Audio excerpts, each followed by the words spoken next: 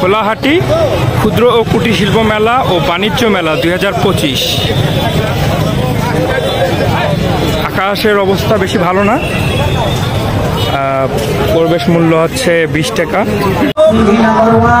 আমরা আছি আজকে খোলাহাটি ক্ষুদ্র কুটির শিল্প মেলা। এই মেলার মূল আকর্ষণ হচ্ছে লটারি। কিছুদিন আগে সৈয়দপুরে প্রায় 1 মাস ব্যাপী লটারি চলছিল, কিন্তু লটারির শেষ দিকে এসে ইসলামী আন্দোলন বাংলাদেশের বাধার মুখে সেনাবাহিনী লটারি বন্ধ করে দেয়। কিন্তু কি হলো, 1 মাস তো লটারি ঠিকই চললো এবং সৈয়দপুর, তারাগঞ্জ, বদরগঞ্জ সহ কিশোরগঞ্জ সহ চারিদিকে এলাকার লোকজন সর্বশান্ত হয়ে গেল। এমনও দেখা গেছে যে একজনে কয়েক লক্ষ টাকার টিকিট কাটছে কিন্তু কোনো পুরস্কার পায় নাই, তারা সর্বশান্ত হয়ে গেছে।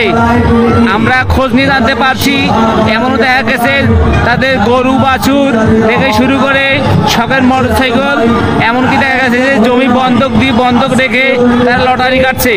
এসব লটারি কাটার ফলে তারা সর্বশান্ত হয়ে গেছে, আজকে পথে বসে গেছে এবং আয়োজক কমিটি কোটি কোটি টাকা নিয়ে চলে গেছে এবং এই লটারি আবার খোলাহাটিতে এসেছে এই দিকে জনগণকে সর্বশান্ত করার জন্য। এরা পুরস্কার দেবে লক্ষ লক্ষ টাকার, কিন্তু এরা ইনকাম করবে কোটি কোটি টাকা।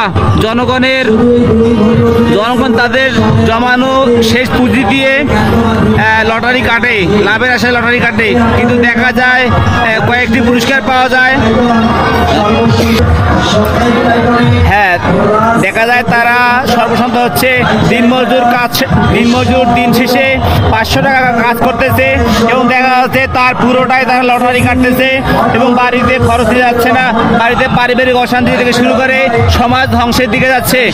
আমরা প্রশাসনের দৃষ্টি আকর্ষণ করছি। আমরা দেখতে পেরেছিলাম যে 26শে জুলাই হাসিনার পতনের পর এই দেশে ইসলামের একটি বিপ্লব ঘটেছিল, কিন্তু আজকে আমরা দেখতে পাচ্ছি চারিদিকে লটারির কারণে এদেশে ইসলাম বলতে কিছু নেই। এই লটারির কারণে চুরি ডাকাতি ছিনতাই বেড়ে গেছে, বিভিন্ন অনৈতিক কর্মকাণ্ড বেড়ে গেছে। এসবের কারণে সমাজ ধ্বংসের পথে।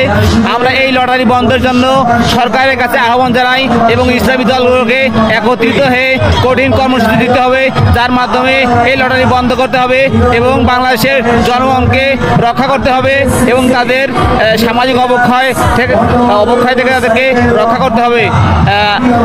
খোলাহাটি পার্বতীপুর